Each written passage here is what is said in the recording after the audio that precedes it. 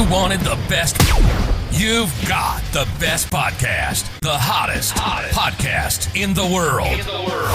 The Chris Voss Show, the preeminent podcast with guests so smart you may experience serious brain bleed. The CEOs, authors, thought leaders, visionaries, and motivators.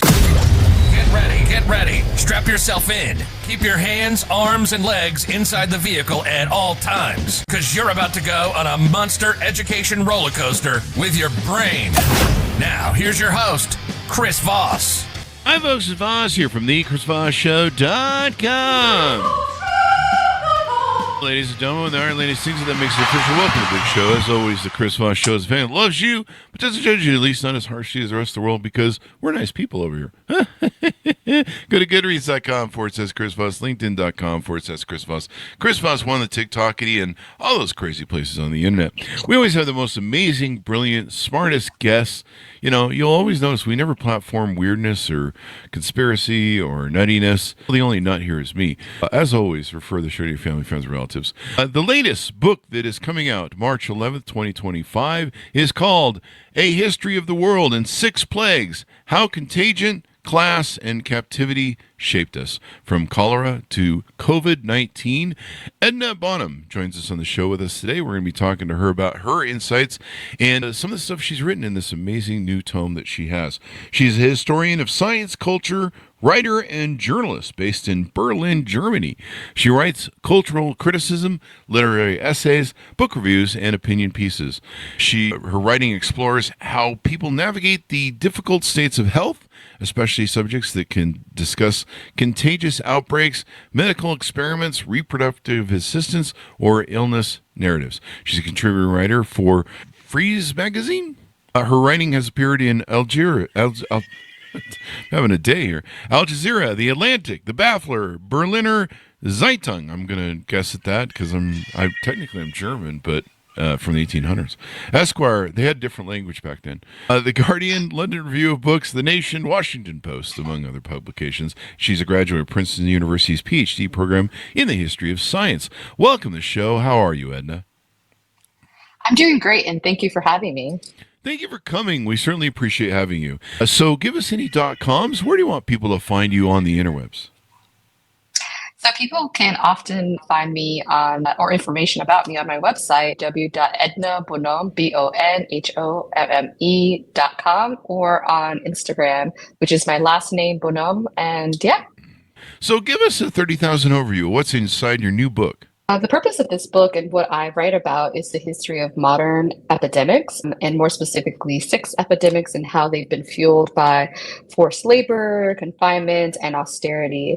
The book is a set of case studies, which to an extent try to give us an insight as to how various outbreaks also coincided with different forms of captivity. So I look at cholera on the plantation, sleeping sickness, and the concept of a concentration camp, HIV/AIDS, and how some incarcerated people dealt with that in a women's prison, and even thinking about the 2014 Ebola outbreak that happened in West Africa and how a certain neighborhood was in Liberia under a lockdown.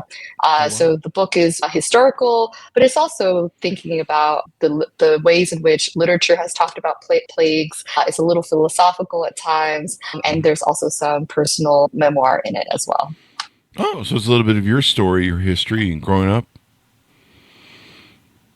Absolutely. So I start with myself, which I think Sigmund Freud would have a field day with that. I'm just teasing. I am. Did your mother tell you that as a child? I think my mom said that to us as boys, as kids. You guys are a plague. So. Mm-hmm. It's the first time we've called a guest a plague on the show. I'm one too. So I think most people on the internet or on YouTube that comment on our videos also think I'm a plague. You explore these 6 plagues: cholera, HIV and AIDS, the Spanish flu, sleeping sickness. I didn't even know that was a thing. Ebola and COVID-19. Why did you leave the plague of stupidity that we're having in 2025 off the list? Or was that just you always sent the book to editing? So Before we try to address that question, not loaded at all, I would first want to point out that as a person who's been trained in history of science, and also I have a degree, undergraduate degree in biology, I really wanted to take apart what an epidemic means, both in as a kind of biological phenomenon, which I think is really important for us to flesh out, but also how it impacts people socially. And one of the things that's important to note is how endemic diseases, when compared to endemic diseases, so endemic diseases can be anything from the cancer, high blood pressure, and so forth. I wanted to show how contagious diseases really rattles people, both psychologically, physically, and otherwise, and how it can be considered to be a state of an exception. And so in thinking about how infectious diseases, particularly in the 19th century, have really shaped our societies insofar that people were still figuring out, how does disease spread? Does it happen because of divine intervention or through a microorganism? And so by beginning the book in the 19th century and carrying out in a period looking at the flu, I also wanted to highlight how people managed outbreak in a moment where they couldn't always find the appropriate treatment, or in some cases where vaccines were not available. And part of what the book shows is that pandemics can kind of reveal broader ideas about trust, about misconceptions as to who is considered to be contagious, and also just like how we treat each other as a whole, and the ways in which people also find refuge in various capacities, whether it means finding refuge in one's home, or even just finding refuge by having some kind of solitude and so forth, or in some cases, providing mutual aid to each other when necessary. Mm-hmm. What made you want to write this book? What fascinates you about this sort of topic? I would say that ultimately I'm a curious person, and I think that I hope that other people can be curious too when they read this book, and trying to understand, why do certain people trust science? Why do certain people don't trust science? How has science as a discipline changed, not just from the ancient period to the modern period, but even in the past 10 or 15 years? I think that it's absolutely fantastic that we've had innovations in gene therapy because the human genome has been mapped out. And beyond that, I think that it's such a testament to human civilization that we've been able to eradicate smallpox by virtue of having vaccination campaigns and so forth, that have been able to give us the chance to really address a disease that had stricken people and caused premature death in the 19th and 18th century, but we've been able to eradicate it. I guess the challenge for us, and this is why I wrote the book, is to figure out then if we've been able to do wonderful feats in the natural sciences, and more specifically microbiology when it comes to gene therapy, treatments for cancer, vaccination programs, and so forth, how can we do better and be better on a global scale?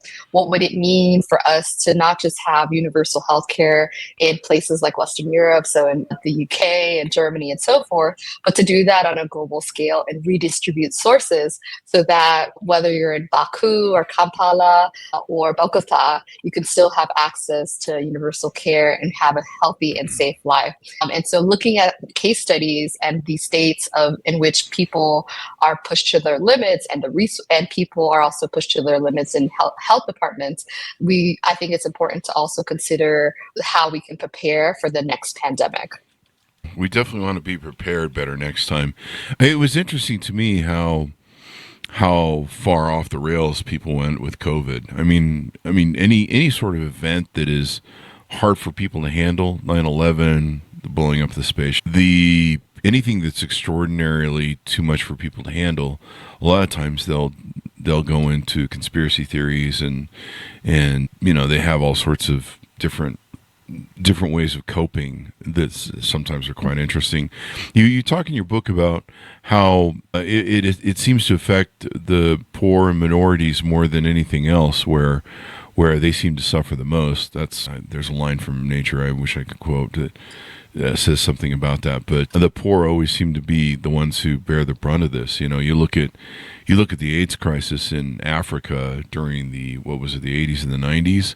It wiped out at least 25% of the population, I think it was, or maybe it was, but it was significant enough that Africa was set to rise as the new the new nation of the it nation, if you will. I mean, the resources on that continent are extraordinary, and they were set to really come together, and then AIDS hit and really set them back generations with the amount of people that it killed and disabled, et cetera, et cetera. So I think you get into some of that, don't you? Yeah, so one of the things to note with the HIV/AIDS epidemic is that, yes, it began in the 1980s and it has been responsible for about 35 million deaths worldwide as of 2016, and more than two-thirds of HIV cases like currently happen on the African continent, not by virtue of being wrong with Africans, and I want to point that out, but rather the failure to redistribute on a mass scale antiretroviral medicines and medication, and providing a robust healthcare system in countries that have been deprived of their resources, which you've alluded to, and this isn't a recent phenomenon, but if we think about the history and legacies of colonialism and how Europe underdeveloped Africa, it has meant not just health, but also education and other forms of infrastructure have been undermined. And what we have seen over the past, several decades is that it impacts not just the HIV/AIDS crisis in Africa, not all African countries experience this evenly, but also other crises, medical crises, whether it's Ebola, which I talk a little bit about in the book, or I have a chapter on that, but also malaria is also something that disproportionately impacts people. We have the means to provide treatment. The science and the knowledge is present, but it's a question often of redistributing the sources and ensuring that people, no matter their background, no matter the country, can have access to medication and to build the preventative circumstances so that diseases do not emerge to begin with. It's a question of will, and I hope we can be able to do that on kind of global scale. Yeah, it was interesting.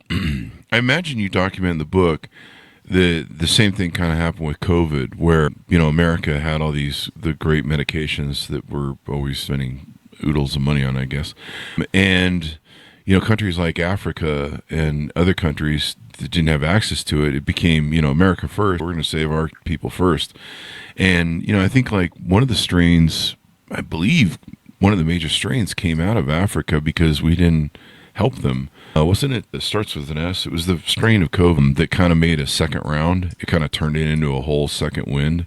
I don't know if you get into any of that, but it was kind of weird during COVID because you're like, we should like help these other countries too, because this strain is gonna make different multiple strains of itself. We should probably try and get them on the same program. Otherwise, it's just gonna, there's gonna be weirdness and stuff. I don't know if you get into that.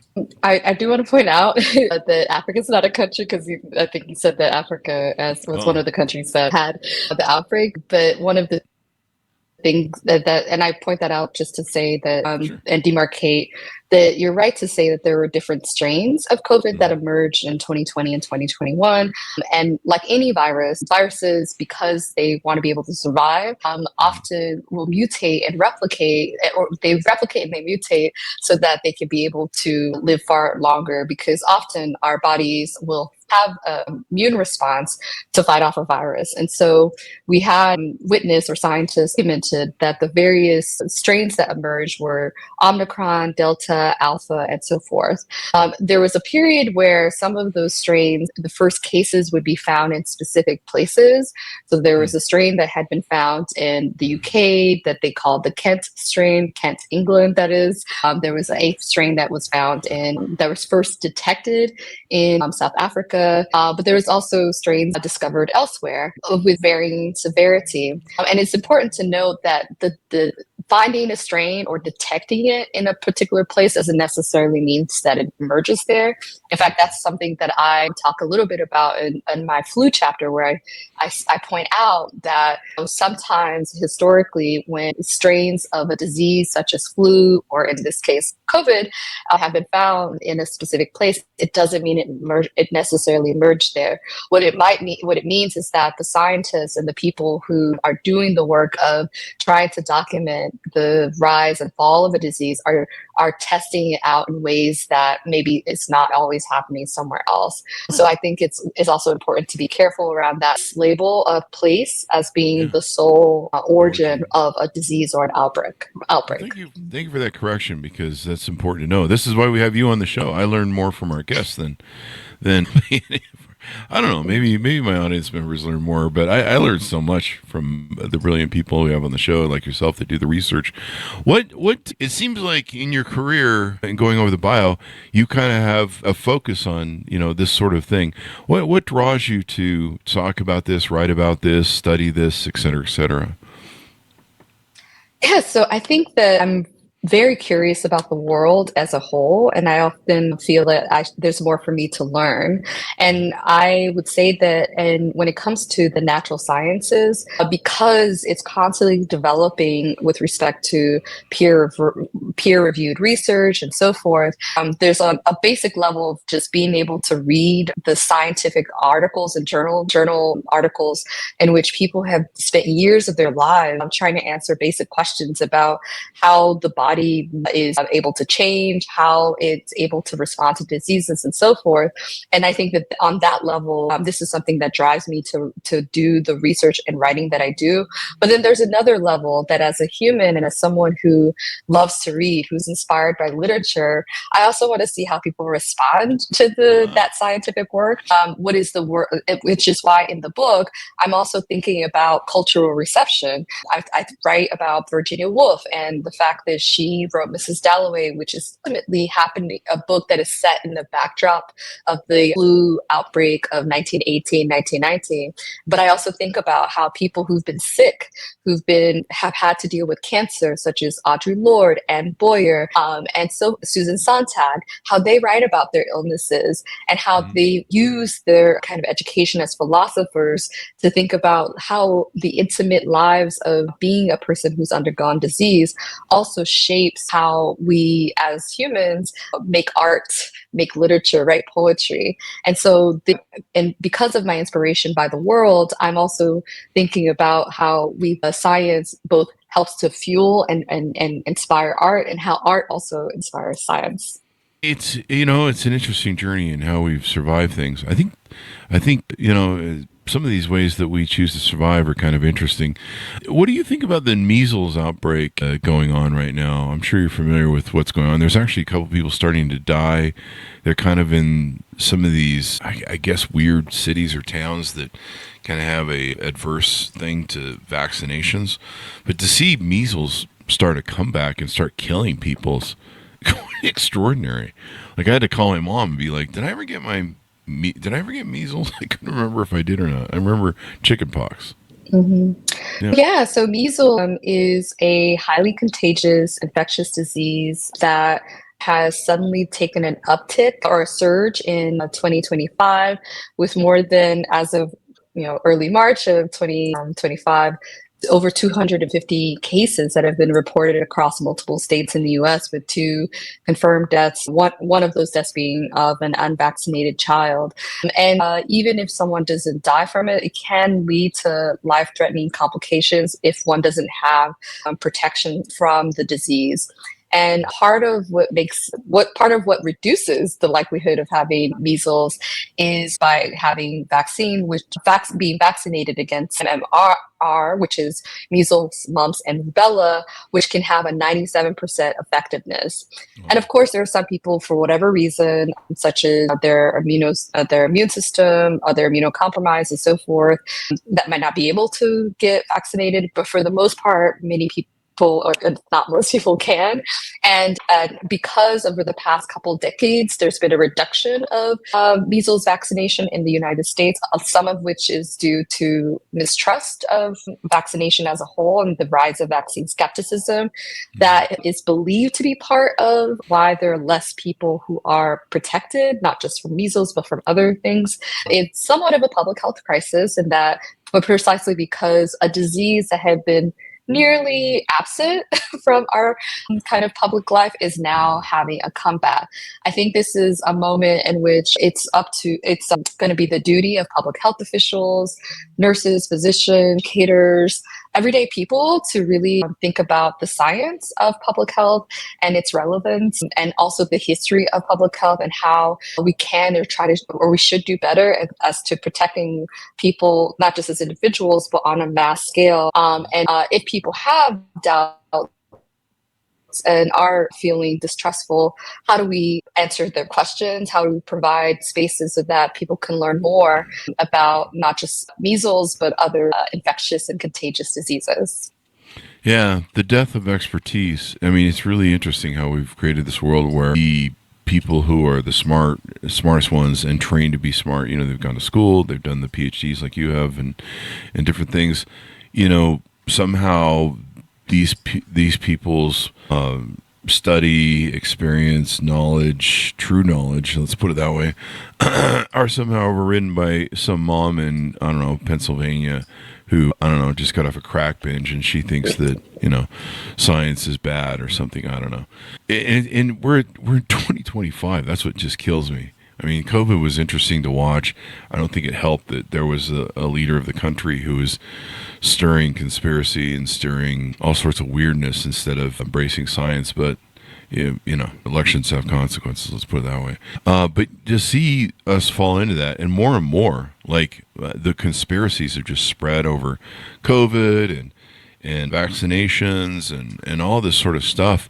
And, you talk to people that have an asshat of knowledge or training in anything. It's like, what makes you have the ability to talk about COVID? Well, I have a trailer home.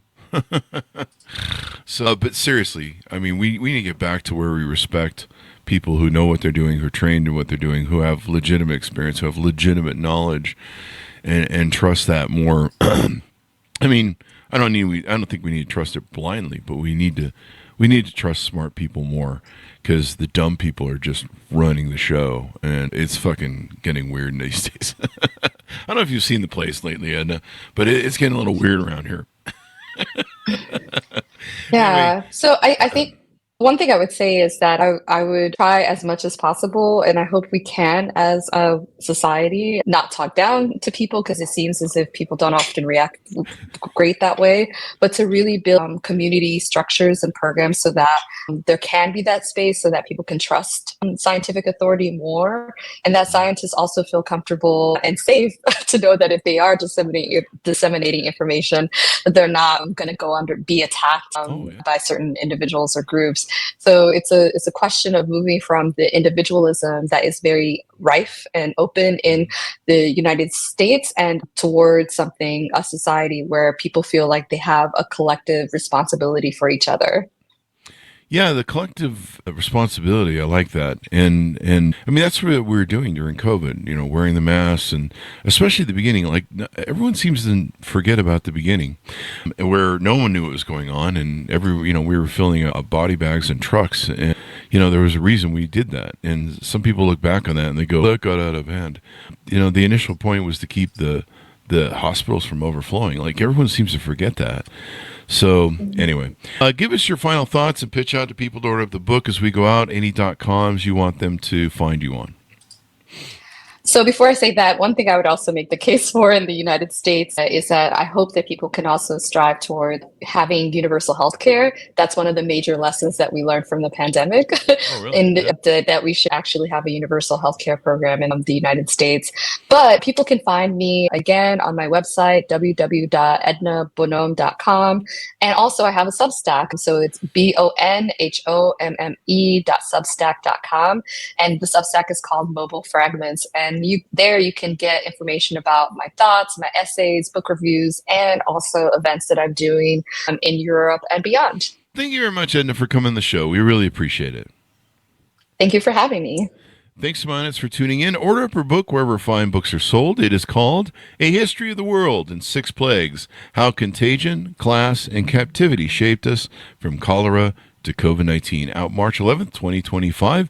Thanks, Smiles, for being here. Go to goodreads.com/Chris Voss, linkedin.com/Chris Voss, Chris Voss 1, the TikTokity, and all those crazy places on the internet. Be good to each other. Stay safe. We'll see you next time. And that should have us out.